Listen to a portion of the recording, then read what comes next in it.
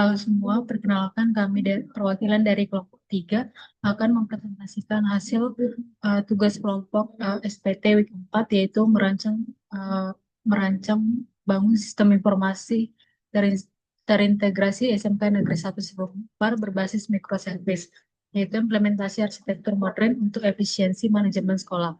Adapun anggotanya yaitu Sri Intan Ivana Pasaribu, Wesley Ambarita, Ani Claudiata Barat, Lamgok Handul Sihaan, Helga Cevanya Sipayung, Daniel Tulus Simamora, Ayu Huta Soid, Rahel Hasibuan, Lola Tampu Bolon, Jelita Sibarani, Glenn Sitorus, Christian Rafael, Joshua Asido Silalahi, dan Gloria Panjaitan.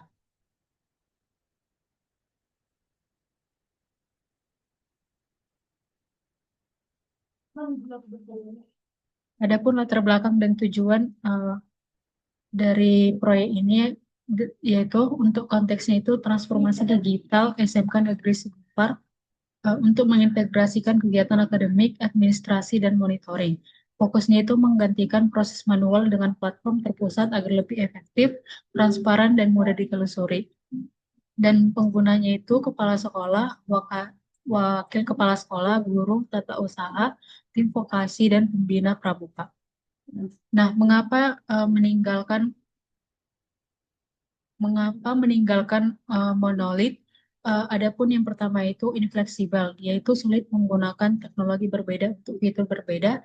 Yang kedua ada unreliable, kesalahan pada satu fitur dapat melumpuhkan seluruh sistem sekolah. Yang ketiga unscalable, yaitu aplikasi sulit ditingkatkan kapasitasnya secara parsial saat beban tinggi. Dan yang keempat slow development, yaitu pengembangan fitur harus dilakukan secara berurutan atau memakan banyak waktu. Selanjutnya yaitu definisi dan prinsip microservice. Adapun definisinya yaitu arsitektur yang menstruktur aplikasi sebagai koleksi layanan otonom kecil berbasis domain bisnis, yang kemudian single reproducibility-nya itu setiap layanan fokus melakukan satu hal dengan sangat baik. Cohesion-nya menekankan pengelompokan kode yang terkait dalam satu batas layanan yang jelas, dan autonominya tim pengembang dapat bekerja secara independen untuk meningkatkan kecepatan. Selanjutnya, rancangan microservice-nya yang pertama ada out dan user service, yaitu manajemen login dan hak akses untuk seluruh pengguna. Yang kedua ada academic service, pengelolaan absensi siswa, jurnal mengajar, input nilai dan upload perangkat ajar atau RPP dan silabus. Selanjutnya akan dijelaskan oleh teman saya. Selanjutnya untuk rancangan microservice yang ketiga, ada administration service yaitu manajemen arsip surat, masuk atau keluar, pengumuman, roster guru, dan database induk siswa atau guru. Lalu yang keempat ada vocational and PKL service, yaitu validasi tempat PKL, absensi harian, dan pelaporan kegiatan siswa di industri. Lalu yang kelima ada supervision and monitoring service, yaitu fitur khusus pimpinan untuk memantau kehadiran guru atau siswa, serta evaluasi kinerja berkala. Lalu yang terakhir atau yang keenam ada facilities and activity service, yaitu inventarisasi sarana prasarana, dokumentasi kebersihan lingkungan, dan laporan kegiatan ekstrakurikuler pramuka. Kemudian komponen arsitektur utama. Yang pertama ada API Gateway, merupakan pintu masuk tunggal bagi semua klien atau web mobile untuk mengakses sistem secara utuh. Lalu service discovery, yaitu komponen yang membantu antar layanan mengetahui jalur komunikasi satu sama lain. Lalu ada manajemen capabilities, yaitu fitur untuk melakukan pencarian, konfigurasi, dan manajemen layanan. Kemudian komunikasi dan eksekusi layanan. Yang pertama ada stateless server, yaitu komunikasi antar layanan bersifat stateless melalui HTTPS atau message bus.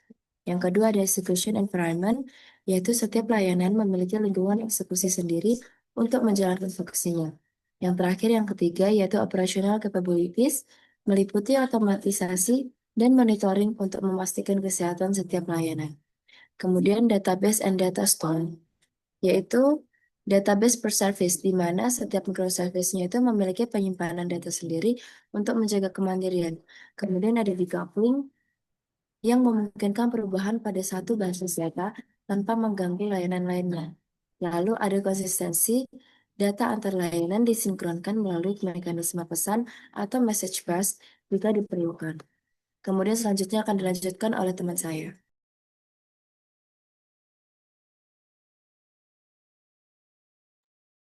Selanjutnya ada pengalokasian pada kontainer. Containerization seluruh layanan deploy ke dalam kontainer atau seperti Docker secara terpisah. Yang kedua itu manfaat kontainer. Manfaat kontainer itu dibagi menjadi beberapa bagian. Yang pertama itu isolasi, di mana masalahnya pada satu kontainer tidak menjalar ke kontainer lain. Lalu ada probabilitas, di mana mudah dipindahkan antar server tanpa takut perbedaan dependensi. Lalu ada granular scaling, hanya menambahkan kontainer pada layanan yang sedang sibuk.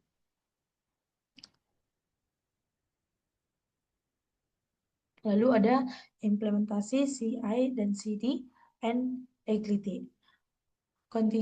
Continuous delivery memungkinkan rilis fitur baku SMK Negeri 1 Sigumpar secara otomatis dan sering.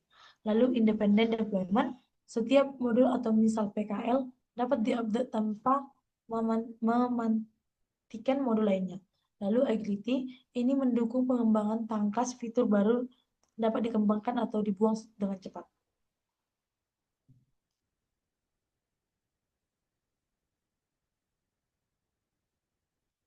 Lalu visualisasi arsitektur diagram, di mana di sini bisa kita lihat rancangan arsitektur microservice SMK Negeri 1. Nah, di mana klien itu atau browser atau mobile API Gateway, lalu API Gateway microservice atau out akademik PKL dengan lain, lalu antar microservice HTTP REST message bus, lalu setiap microservice atau awan database server.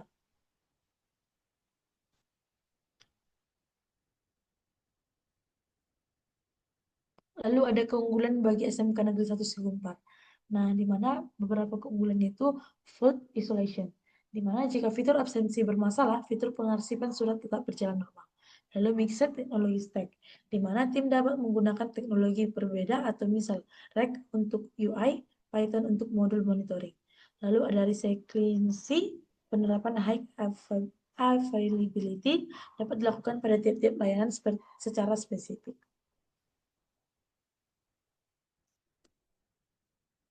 Lalu kesimpulannya, microservice adalah solusi ideal bagi kompleksitas sistem informasi SMK Negeri 1 Sigumpar. Arsitektur ini menjamin sistem yang lincah, mudah dirawat, dan siap berkembang di masa depan. Produk bukan proyek, sistem diperlakukan sebagai produk jangka panjang yang terus berkembang.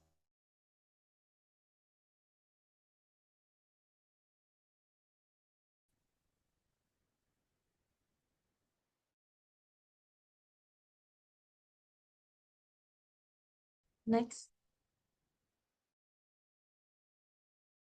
Sekian presentasi kami. Jika ada kesalahan dalam penyampaian, saya mohon maaf.